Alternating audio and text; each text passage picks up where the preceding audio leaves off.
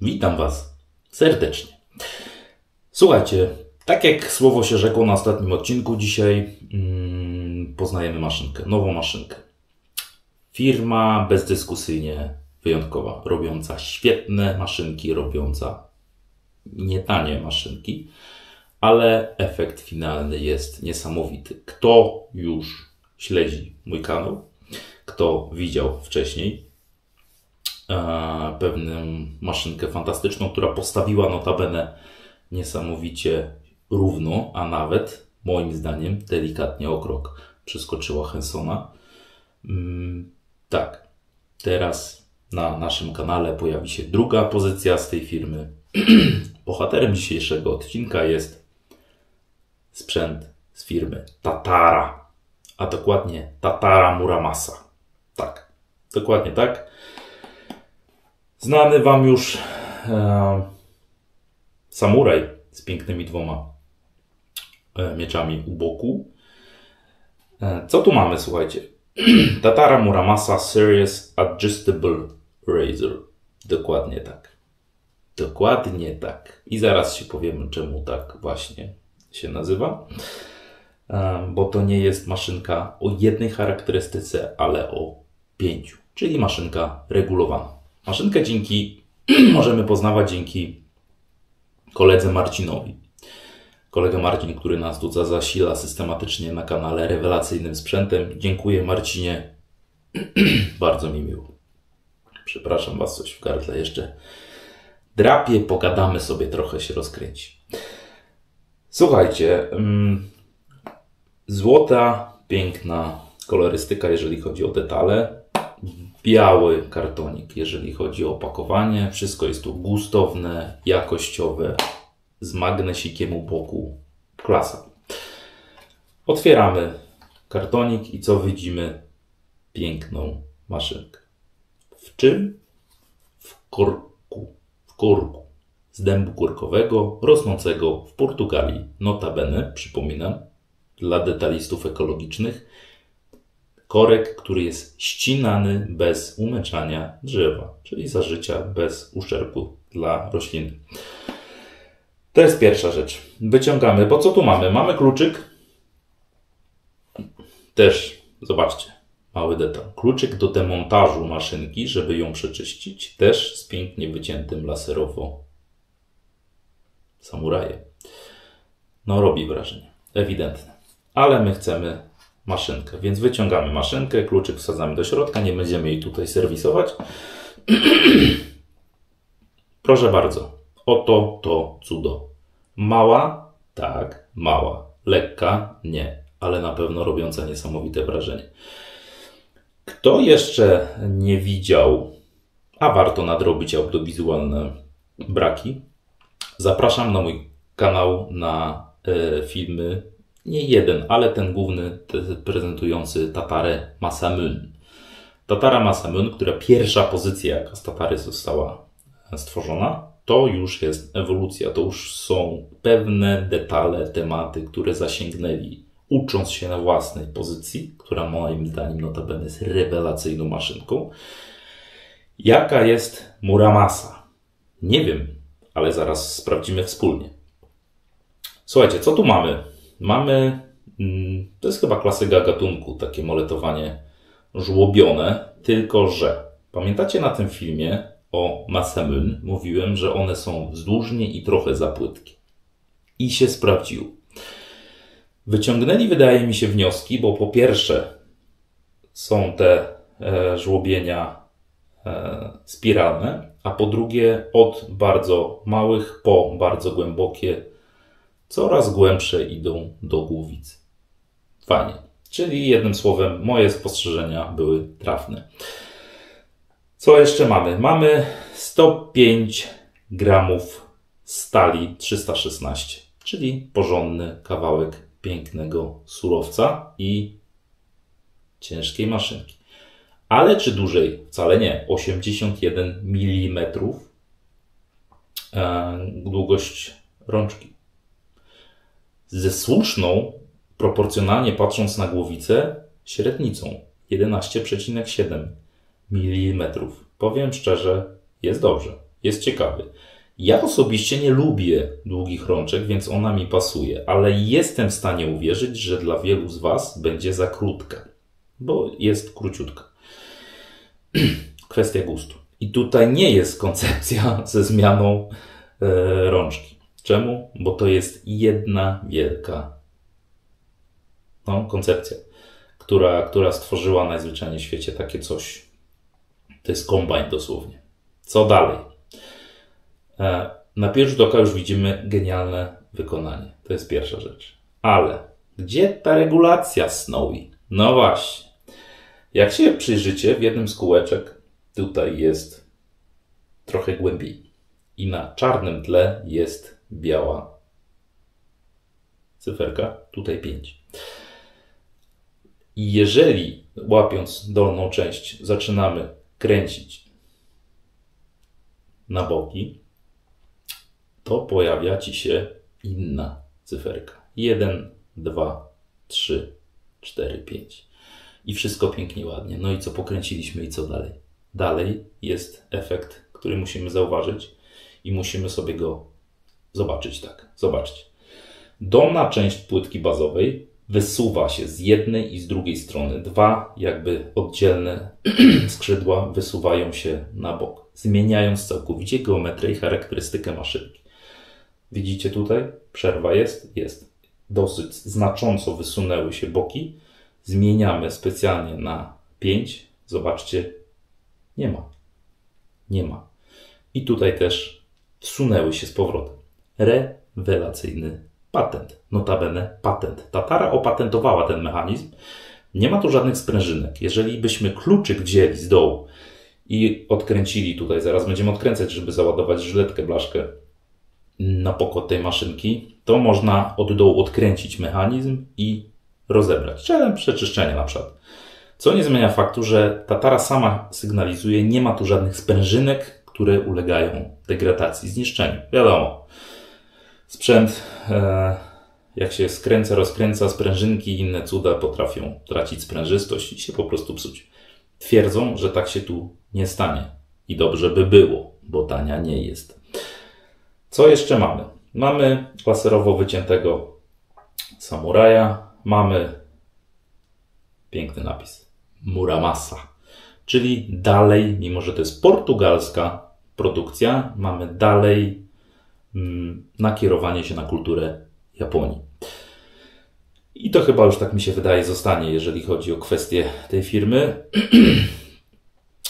Słuchajcie, w związku z rozpiętością określoną od 1 do 5 ustawień, mamy tutaj od 0,17 dodatniego do 0,17 ujemnego poziomu ekspozycji i gap od 0,60 do 0,90. Jakoś tak. Więc rzeczywiście rozbieżność jest znacząca. I teraz pytanie. Czy ona tak goli, jak pięknie wygląda na dokumentach? Czyli na papierach, czyli w tabelkach, czyli w statystykach? Nie wiem. Opinię ma rewelacyjną. Ale ja, jak wiecie, nie sugeruję się opiniami innych. Ja muszę mieć swoją. Tyle. Kwestia jest następująca. Dzisiaj, właśnie. Marcin jeszcze z grupy podesłał mi tutaj żyletki. Też z tym delikwentem. Tak jest. Japoński wojownik. Ale odpuścimy je. One będą na odcinku, ale dzisiaj na pierwsze golenie wolę jednak nasze testowe, nieoklejone Gillette. Gillette. Personki Comfort Coated z USA dadzą nam odpowiedź na pewne kwestie. I teraz tak. Logika nakazuje przegolić wszystkie, absolutnie wszystkie poziomy. No właśnie. I to zrobimy. I wszystkie kanały lecą albo te, co lubią, albo do dołu, do góry. Wiecie, że Snowy zawsze pod prąd. I zawsze ma swoją drogę. I zawsze ma swoją koncepcję. Jednym słowem idziemy od góry w dół. Czyli dzisiaj będzie, żeby ściąć to futro najostrzej. Mam nadzieję, najbardziej agresywnie i zdecydowanie. I później będziemy schodzić do pewnego poziomu. Chyba że na jakimś poziomie znajdziemy już pułap, gdzie się coś złego dzieje. No to wiadomo, że niżej się nie da.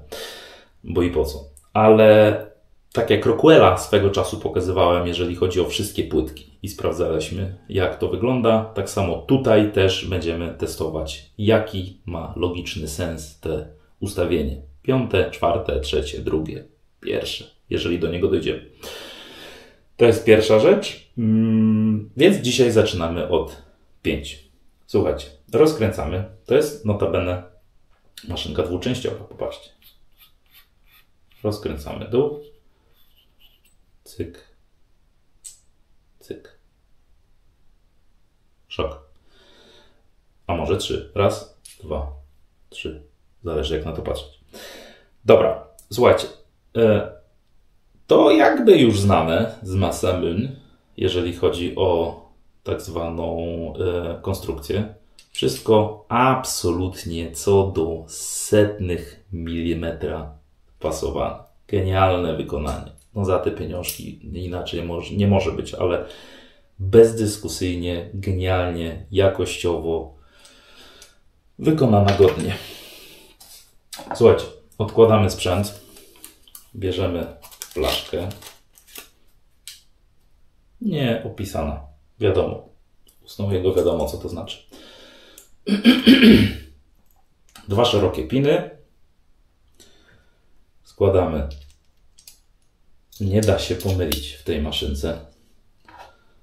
I tutaj już widać ten mechanizm z żłobieniem, miejscem na kluczyk, ale kluczykować dzisiaj nie będziemy.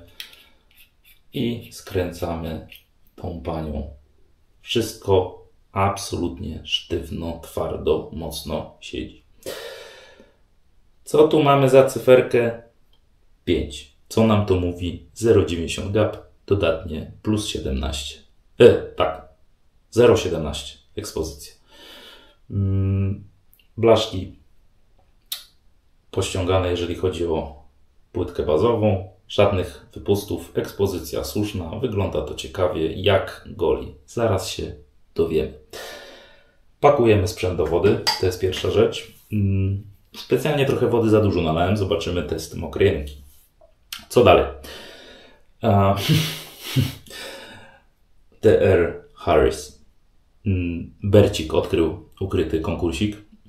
Wygrałeś tytuł spostrzegawczego mistrza roku. Notabene zapraszam do Bercika na kanał Kaprys Bercika. Świetny gość, fajnie to wszystko pokazuje, jeżeli chodzi o kwestię tradycyjnego golenia na swój indywidualny, bardzo ciekawy sposób. Dr. Harris to nie jest żaden doktor, tylko Daniel Rotley. Firma, która notabene nawet z Wysp Brytyjskich otrzymała chemika z tytułu Tron od królowej. Świetny sprzęt, świetny ten i doktora z niego zrobiłem. Czekałem, kiedy ktoś zasygnalizuje. Bercik był pierwszy. Więc Bercik, gratulacje. Za spostrzegawczość roku Dr. Harris, Daniel Rotley, nie doktor. Słuchajcie, ale olejek z małą, a dokładnie żadną kryzą. Olejek migdałowy na twarz. Czemu? Bo mamy jeszcze jeden kosmetyk, którego nie mam pojęcia, co to jest. Zaraz się dowiemy. Olejek migdałowy, niech sobie pracuje. O, ręka jedna i druga do opłukania. Pamiętajcie, że mamy tłuste dłonie, a no tatary to ja nie chcę rzucać na ziemię. To jest pierwsza rzecz. Więc polecam produkty. I kolejna rzecz. Od tyłu. Czym jeszcze? Sagrada Familia, klasyka gatunku, włosie syntetyczne Tuxedo, 24 mm. Mały, ale wariat. Taka podstawka, jeżeli chodzi o kwestie firm pędzli. Yaki Brush Professional. Naprawdę polecam. I co ciekawe, złoty kolor. Do złotej czcionki i kolorystyki pudełka. Pasuje. To jest raz, jeżeli chodzi o jaki brush, wół roboczy, miseczka. No i właśnie, Marcin, który nam podesłał Tatare podesłał też nam firmę, którą trzeba sprawdzić. Firma, która kiedyś była na polskich YouTubach, ale dla jasności te produkty, jak spojrzałem, jeszcze są dostępne, więc żeby nie było, że tutaj jakieś tam białe kruki znowu. Nie. Barber Mind Son. To jest próbka. Tutaj zobaczycie grafikę. Barber Mind Son. Syn, fajnie. Balsam, Barber Mind Spirit. Ale to potem. Słuchajcie. Krótki, bardzo krótki skład. Z tego co pamiętam, jojoba, trochę mentolu i masło z kakao. Jeszcze jest jakiś magiczny środek, który zapomniałem. Słuchajcie, wyciągamy ten kremik. W próbce opisanej przez Marcina. Co tu mamy? Kokos na pewno. Migdał na pewno. Koniec. Tak jak krótki skład, krótki zapach. Krótko i na temat. Lekko słodko, nieprzesadnie. Kokos z migdałem. Fanów tego zapachu mogę zaprosić. Ale czy warto to polecać? Nie wiem. Szczerze nie wiem. Bierzemy Wilczy Pazur 3D. Sprezentowany i wydrukowany przez Tomka. Pozdrawiam, Tomek. No i słuchajcie, rozgnieciemy tutaj ten kremik. To jest rzadkie, cudeńko, rzadkie. Shave cream się to ładnie nazywa, mimo że w tyglu. I to rzeczywiście jest takie kremowate. Troszkę wody już tu odparowało, bo podejrzewam, że super nowość to nie jest, ale jest to z tych kremowatych. Tłuste, kremowate, kość słoniowa, takie coś. Zapach jest. Słuchajcie, to mamy. Lecimy, wyrabiamy. Sagrada Familia, Tuxedo do roboty. Mały, poręczny Alewarit. Dla tych, co właśnie szukają małych pensji. Tuxedo z Yaki. Robi robotę, po prostu. Co tu mamy? Mamy coś, co chce wody. Wody. No to jak chce wody, to se pij wege kremiku. Ogólnie, zanim wyrobimy, chciałbym podziękować za ciekawy odzew i szeroki odzew. Na szczęście bardzo dużo ludzi zrozumiało aspekt mojego ostatniego shortsa o technologii. Słuchajcie, mamy takie czasy.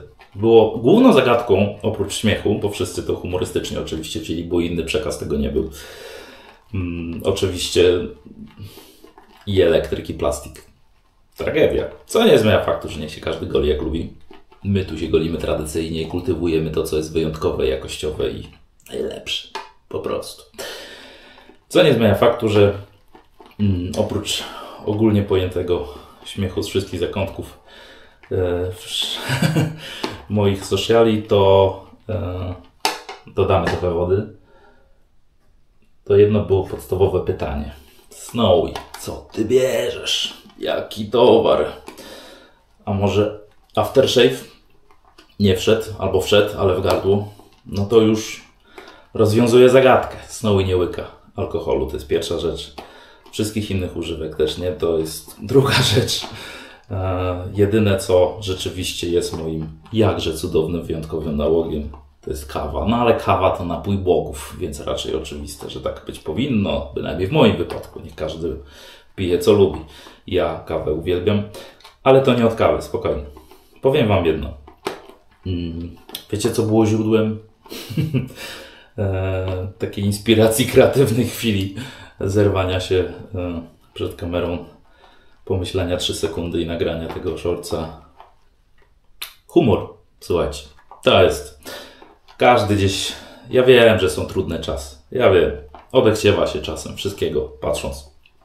I ja wiem, że w tych czasach jakże niespokojnych czasami ciężko o humor i uśmiech. Ale słuchajcie, nie dajmy się zawariować. Jeszcze przy okazji nas straszą z każdego kąta, że to czy tamto. Wiadomo, naród lekko podstraszony, zastraszony, jest łatwy do manipulacji, co nie zmienia faktu, że no, stójmy realnie na ziemi. I ja akurat mam czarno-białą naturę i wiem, że pewne realia są mało zabawne i trzeba być świadomym tego czy tamtego. Nieważne, nie będziemy tutaj dywagować, ale szukajmy w tych śmiesznych, pokręconych, dziwnych czasach humoru, jakiegoś uśmiechu, jakichkolwiek pokładów. Chwili, gdzie można się z czegoś pośmiać, czy pasji, w którą można się zagłębić, żeby nie myśleć o tych wszystkich problemach wokoło, czy osób, z którymi fajnie można spędzić czas, naprawdę przyjemnie, tak jak lubimy i w tym momencie też jest to, ma to sens. Także rozwiązaniem zagadki jest humor, śmiech. Taka inspiracja była ostatniego shortsa. Ale dziękuję wszystkim za jakże fajny odzew. Czasem Snowy będzie wrzucał takie ciekawe, mam nadzieję, kreatywności z tej łysej głowy. Słuchajcie, wracamy do golenia. Co tu ukręciliśmy? Zapach jest, biała piana jest. Nie jest to jakaś ultra gęścina. Nie jest to smar, nie jest to majonez. No bo nie.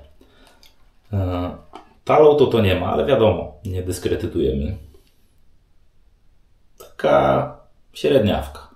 Nie jakieś napowietrzone, nie jakieś super gęsto. Coś tam po środku. Ale dramatu nie ma jakiegoś. Zobaczymy, jak to się na twarzy zachowuje. Na szczęście mamy doktora Harrisa. I słuchajcie, golimy. Czemu? Bo ja już chcę się tego pozbyć. To jest raz. Bo tatara czeka. To jest 2. Sorry, Bercik, dzisiaj nie będzie 30. Nie zmieścimy się. Klasycznie usnął jego. Nakładamy to cudeńko na twarz. No, zapach, powiem wam, normalnie Boże Narodzenie, słuchajcie. Jakieś migdałki, troszkę kokoska. Albo wspomnienie lata. Też tak może być. Tak czy siak, jakże uniwersalny zapach. Jak ktoś lubi te słodkawe. Sami widzicie, piana nie jest jakaś okrutnie beznadziejna, ale też nie jest jakaś wybitna. No ale to niech ona sobie jest jaka ja jest. Chociaż ja zawsze lubię mieć tak zwane produkty kompletne. Ona ma nam dać właściwości. Trochę tutaj zadziałamy.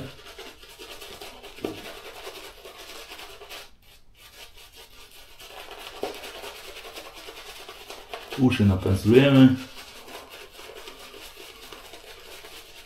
Nosa wybielimy. Bez jaj. Wiecie, o czym mówię. O pianie, golenie tu mamy, nie?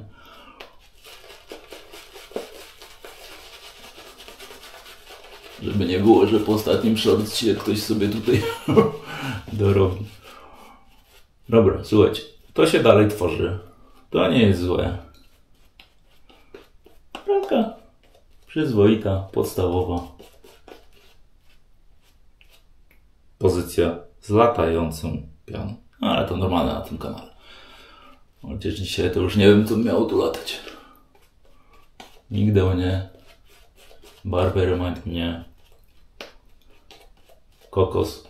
Może owoce spadające z drzewa. Też latają. A dokładnie spadają. Dobra. Dzióbka i ustka sobie robimy. Uszy sobie czyścimy. Na wizji uszu pachani klaty sobie golić nie będziemy. I słuchajcie. Mokra ręka. Jest o wiele lepiej niż w Masamune. To jest właśnie to, co mówiłem. Że tam było to żłobienie za płytko i w linii prostej. Tutaj jest zakręt, tu jest głębiej, u góry. Co nie zmienia faktu, że wytrzymy sobie troszkę tą rączkę. Tak do przesady jest mokra. I zobaczymy. Słuchajcie, płytka, a dokładnie ustawienie, bo to nie płytka. Ustawienie numer 5. Płytki to mamy w Rockwellu Tutaj mamy ustawienie numer 5, schowane dół maszynki, wszystko ściągnięte, lecimy. Pierwsze przejście z włosem.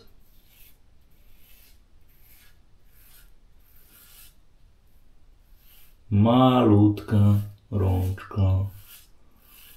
To jest chyba pierwszy aspekt, który może ktoś tutaj kwestionować. Ja dłoń jak bochny chleba nie mam. Mi to nie robi różnicy, wręcz odwrotnie.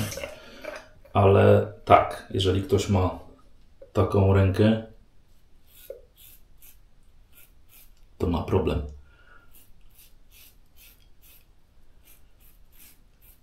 Jak ktoś ma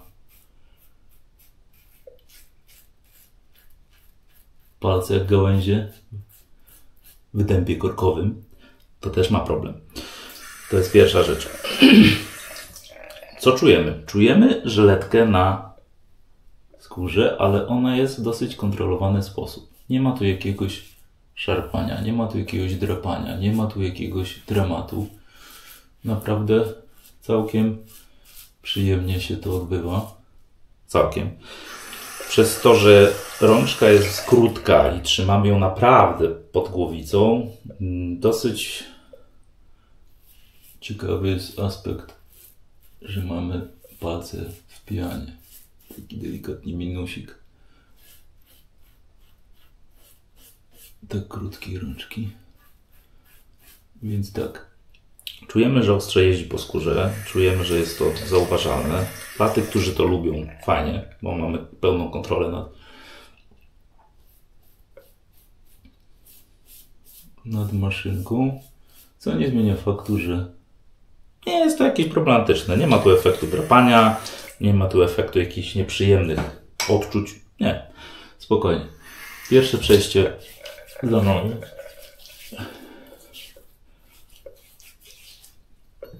Naprawdę, mimo tego najbardziej skutecznego ustawienia, które robi robotę.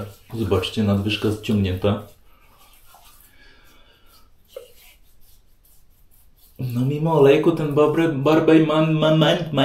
barber to tak średnio. Tak szczerze powiem.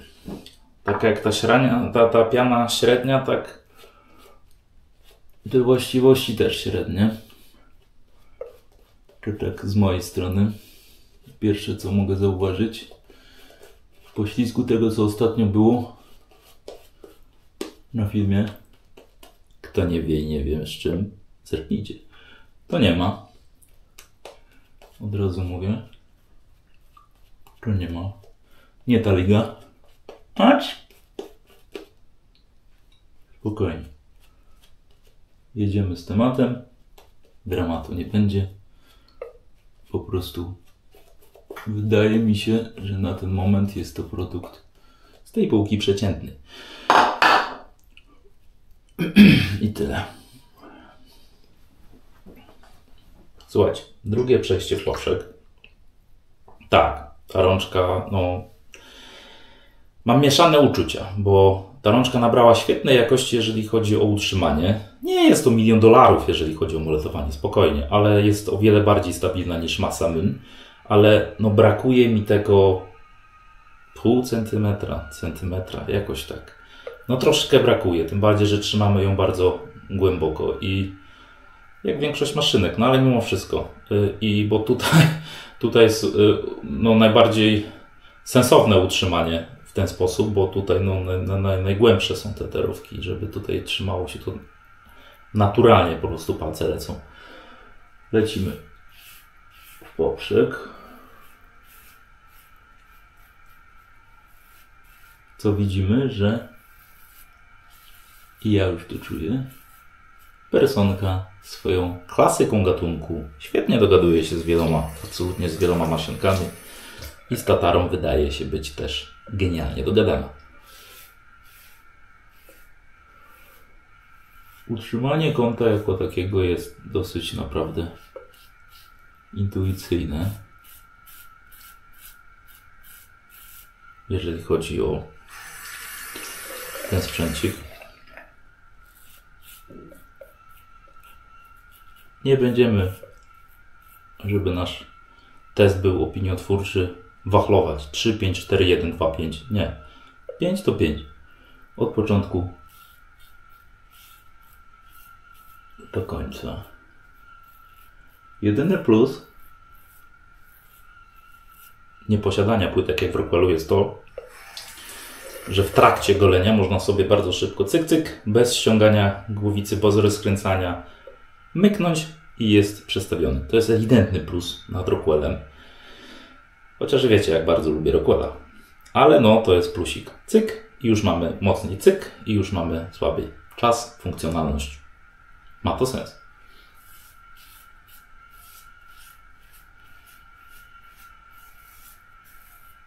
Ma to sens.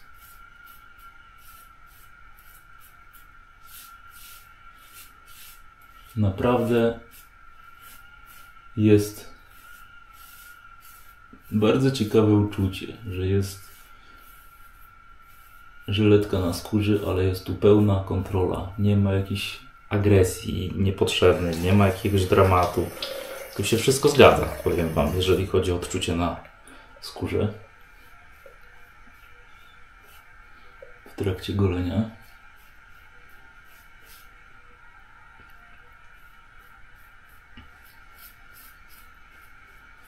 No, powiem Wam.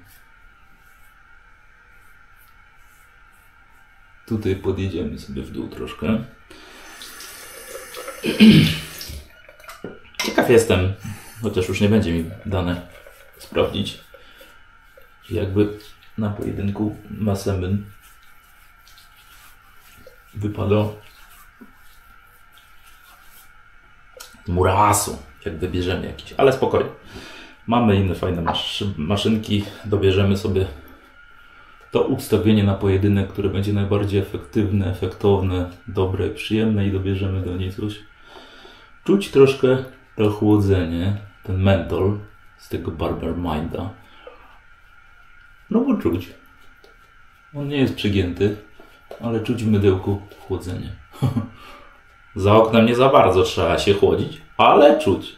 Więc dla tych, którzy chcieliby sobie na lato zafundować kokosa z migdałem z efektem chłodzenia, ma to sens.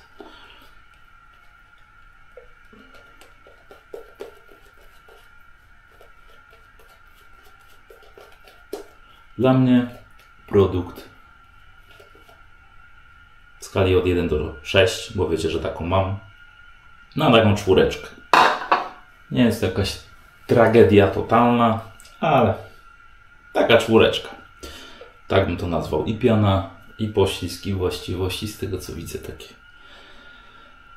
takie właśnie. Podwóz. Ostatnie przejście.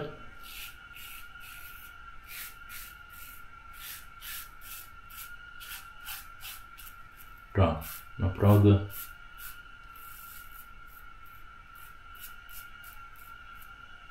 Jest duże zaufanie do tej maszynki, jeżeli chodzi o golenie. Nie ma jakiegoś dramatu. To też może być, tak jak rozmawiałem z właścicielem, z Marcinem, trochę lekko zdradliwe. Ja tak miałem, pamiętacie, na Husarii. Tam świetnie producent zniwelował właśnie przy określonym skuteczności agresji poczucie właśnie tej jazdy na skórze, jeżeli chodzi o ostrze, i można było delikatnie przegiąć, bo się tak szybko nabierało zaufania. I wydaje mi się, że tutaj może być podobnie.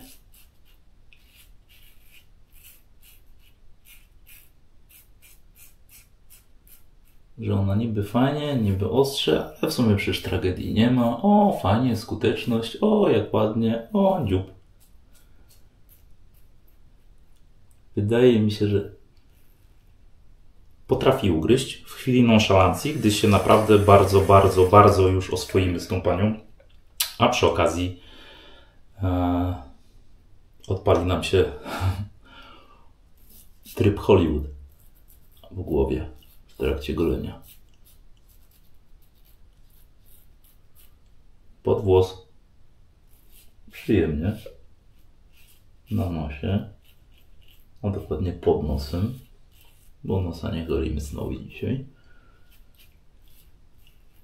Cały czas czuć to ostrze, ale ono jest w bardzo dobrym kagańcu. O, no, pasuje robota. W bardzo dobrym kagańcu, w bardzo dobrych ryzach, fajnie utrzymane, nic tu nie gra, nic tu nie trzęsie się. No, spasowanie ostrza jest świetne. Widzimy, widzicie? Tu coś pojeździłem już trochę mocniej i zaczyna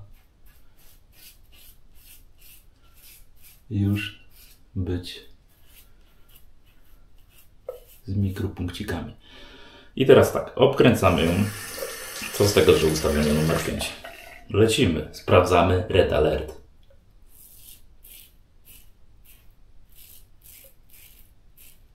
A przy okazji sprawdźmy, jaki poziom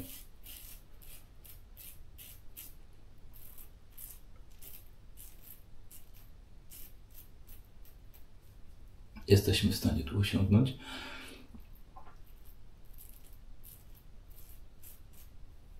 Dobra. Tlenu zabrakło normalnie. Na przełyku, a tutaj już czerwone mroczki w głowie, nie? Słuchajcie, koniec.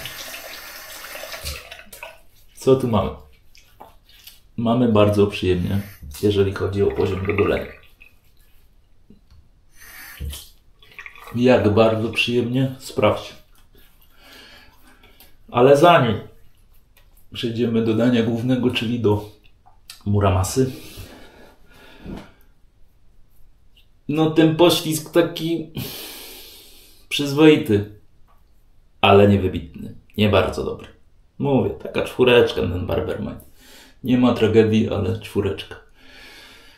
I powiem wam jedno.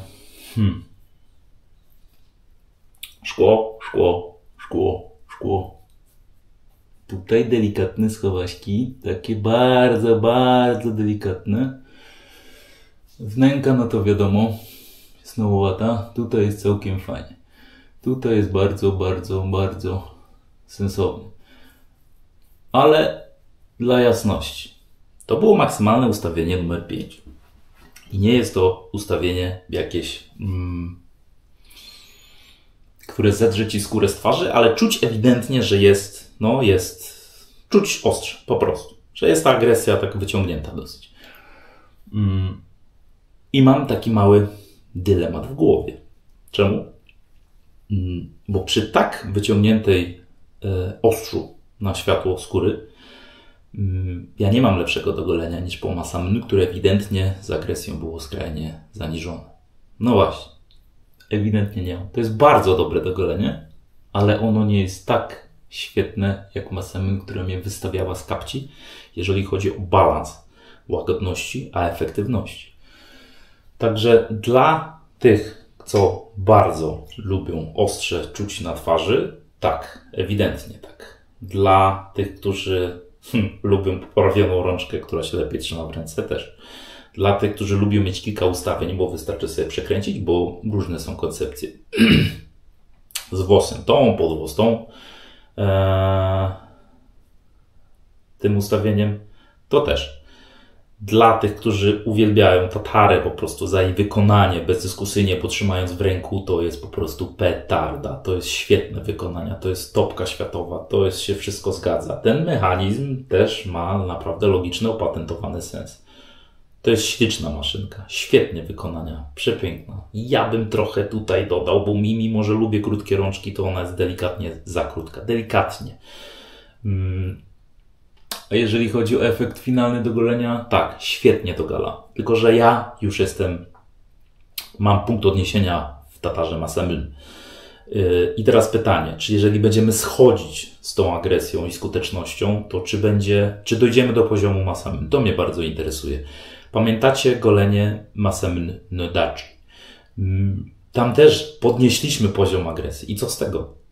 Wcale efektywność nie była lepsza, wręcz odwrotnie. Masamune standardowa była o wiele lepsza niż z płytką Nodachi, więc tutaj może być podobnie. A czy na pewno? Już niedługo i już na tym kanale. Na ten moment mogę powiedzieć, genialny sprzęt, dziękuję Marcinie, świetny efekt do golenia. Gdybym nie miał, powiem Wam tak, gdybym nie miał punktu odniesienia, jeżeli chodzi o Masamune, to wtedy rzeczywiście powiedziałbym, o ale genialnie, po prostu wszystko się zgadza. Ale mam. I to tu stworzyło po prostu punkt odniesienia. I to nie mały. Co nie zmienia faktu, że to było bardzo przyjemne golenie, bardzo fajne, bardzo efektywne i nie ma tutaj żadnego ale. Mikrodetale. No ale to nie ma ideałów na świecie, nie? Słuchajcie, zimna woda się wchłonęła i chcemy sobie z Barber Mind Spirit wyciągnąć tutaj coś ciekawego. Co to jest? To nie jest aftershave, to jest liquido, żelo, balsamo, jakaś biała masa pachnąca, ale ładnie pachnąca. Czemu? Bo tutaj już nie ma żadnych kokosków, migdałków. Tu jest to, co ja lubię, a szczególnie jesienią i zimą. Tu jest skóra, palone drewno, coś tam jeszcze, ale to już mało znaczące, bo skóra i palone drewno robi robotę. Jak wyciągamy to, to jest tak rzadkie, że to się dzieje. Jak wiecie, nie lubię balsamów. No ale jeżeli Marvin nam tu podesłał komplet, to nie będziemy pajacykować. Używamy komplet, bo lubię komplet. Tu akurat wszystko się zgadza. Słuchajcie, bardzo wydajny. Dużo nie wzięliśmy, a jesteśmy tutaj cali zaklejeni. Rzadkie, nie jakieś ultra tłuste. Mam wrażenie, że to się wchłonie za chwilę. Zapach jak na nie aftershave, a że jest. O, no i to jest zapach. Tu się wszystko zgadza. Piękna skóra. Palone drewienko. Coś w tle podbijającą przyjemność. Tak, to jest dobre. To jest bardzo fajne. Także powiem Wam szczerze, jakbym od tyłu miał gradację tworzyć, ten Balsamo Liquido Aftershave Gel Barber Mind. Tak. Dobra robota. Jeżeli chodzi o krem, przeciętny. Nie ma tragedii, ale też nie ma fenomenu. Za to Tatara zrobiła świetną robotę dzisiaj na twarzy. Jesteśmy dobrze ogoleni na wizji z Wami. Ja Wam dziękuję za dzisiejsze golenie. Zapraszam Was już na następne. Znowu z Tatarą. Schodzimy stopień niżej, czwóreczkę. Szukamy idealnego balansu, idealnego poziomu, który będzie tak jak Masamune. Efektywność, a skuteczność, jeżeli chodzi o golenie, ale przy okazji golenie, które nie do końca potrzebuje ostrza na skórze w pełnym, ewidentnym wydaniu. Czyli szukamy balansu, jak wszystko w życiu. Słuchajcie, dziękuję Wam bardzo. Do następnego filmu. Z jakim zestawem? Już niedługo. Na pewno z Tatarą. Trzymajcie się. Miłego popołudnia. Cześć.